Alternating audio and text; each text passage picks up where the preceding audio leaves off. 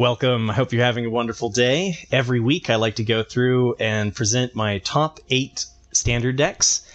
They range from budget decks, requests from the community, to deck lists that just recently hit Mythic, to tournament winners on Moto for the standard challenge. So this week we're going to start things off with the Azorius Soldiers list by CovertGoBlue, aka CGB. And this was a community request by AWS, and a whole bunch of more letters after that, but we'll just go with AWS. And this one is a different take to the Flash Soldiers list that has just been absolutely dominating best of 3. So CGB switched this over to perform better in best of 1. So we still have a couple of key cards, though. We've got 3 copies of Harbin, which is a nice finisher. We've got 4 copies of Knight Errant of Eos to help us dig and go wide for additional threats. We have Lunarch Veteran here to protect us from mono red. We've got Recruitment Officer to help us dig later in the game and is also a soldier. We have Resolute Reinforcements and as well as Zephyr Sentinel. So this one is kind of like the new Soldiers deck is taking advantage of the Flash so that you can hold up counter spells. So we've also got the Make Disappear and 1 copy of Protect the Negotiators. And there are a couple of cards that we haven't seen in the best of 3 list. For example, Dinnik. And Dinnik is pretty nice. It has lifelink, so it helps you against mono red. And then it also protects the graveyard from being the target of spells or abilities, which completely destroys any hopes of the Simic Cauldron deck, as I found out. And we've also got the Werefox Bodyguard, 4 copies of that, so +2 to the best of 3 list. This one's been pretty nice. You can use it as a bodyguard, target your own thing, and then sacrifice it later as a way to protect Harbin in a pinch. But most of the time, you're just going to be using this to remove your opponent's threats. We've got rid of the 1 random copy of the Yoshin Frontliner, and we've got 4 copies of Skystrike Officer because it really the 2/3 flying body works really nicely against mono red, blocks the Phoenix Chicks even if they've got the +1/+1 from Kumano, and then just gives us some more soldier synergy to pair with Harbin. It is not running any copy of Virtue of Loyalty or Wedding Announcement. CGB said that the Wedding Announcement was just too slow for best of 1. And we've got 2 less lands. Best of 1 has a hand smoother, so we're going to take advantage of that fact. And so we were running 22 lands total. The second deck of the week is Esper Midrange by Mogged. It won 5th place in the standard challenge on Moto on October 15th. And this was another community request by Sacre? Never know how to say people's names. But this one has been... Esper Midrange was looking like it was going to do very, very well, at least in best of 3. It looked like the top contender. It got... Kasune Kosaka got 3rd place with it in Worlds. And just the spread and the stats made it look like it was going to be a top contender. But it hasn't been winning the tournaments. It's been placing well enough. And but this list caught my attention because I love Mogged. Usually Mogged is playing like an aggro deck, so this is his crack at Esper Midrange. And the thing about Esper Midrange is that you're just trying to play any single card can end up winning you the game, right? Like Dinnik. Right, can just completely destroy Aggro's hopes and dreams, or the combo deck's hopes and dreams, and then coming in as a 3/2 flyer that can help you investigate, can just seal the deal. Right, we've got Rafine, which if you have any form of board presence, being able to just connive X amount of times can make any threat into a lethal attacker, and then as a 1/4 flying ward 1 is a house in and of itself. We've got Wedding Announcement and 4 copies of Go for the Throat. So good interaction. As far as what did Mog do to this list compared to Kasune Kosaka's list in Worlds, we've got +4 Fairy Masterminds, which usually see this more in the Esper Midrange list. This is the Esper Midrange list instead of the Legends list. And so the Fairy Mastermind is nice for when your opponent draws a card, you get to draw a card, kind of evens the playing field that way. And then what I did find surprising about this list, though, is it's not running Shieldred.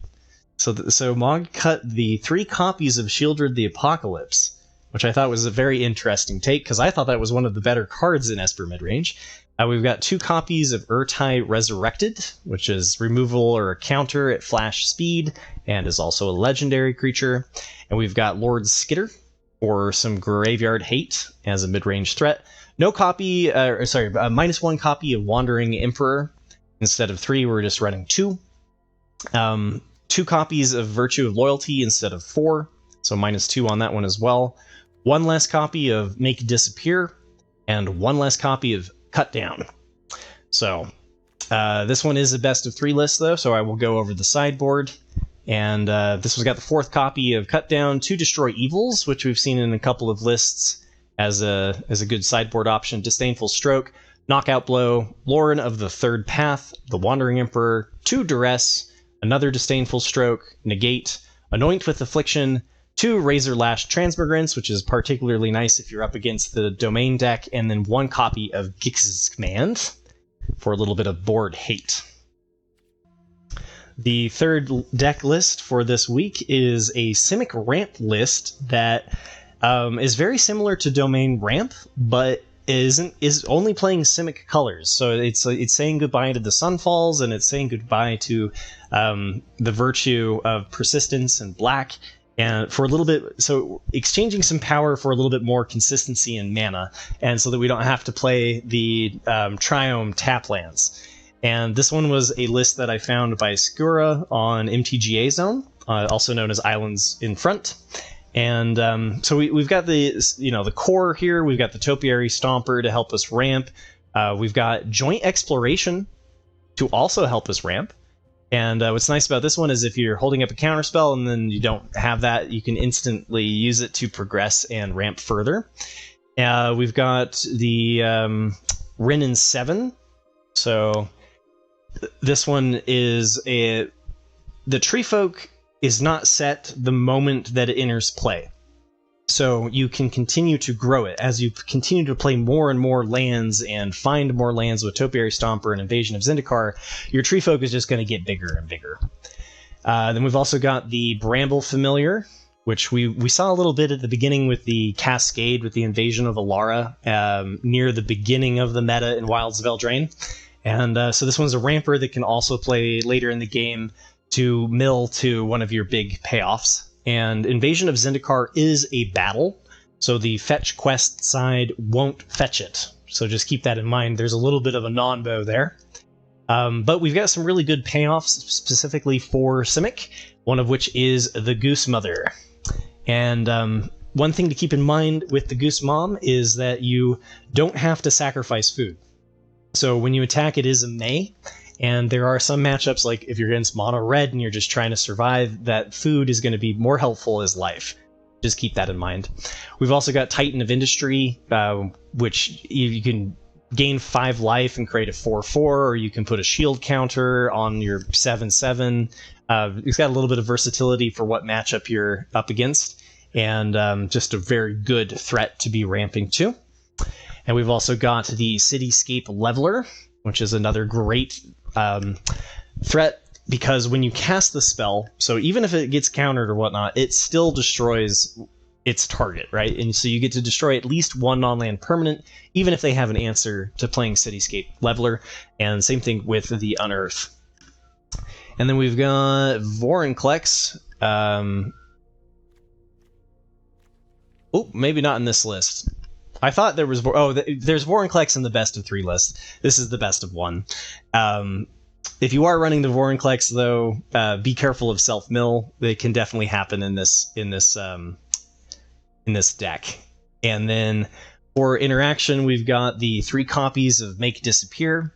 And one of the things to keep in mind in a pinch is that you can sacrifice your Restless Vinestalk. So if you have something that you really need, you can animate your land and then sacrifice the land or the 3/3, or whatever you make into the 3 power. We can give you additional casualty for Make Disappear. So there's a little synergy right there. All right, now for the tournament winners, we've got the Azorius Soldiers by Falcon.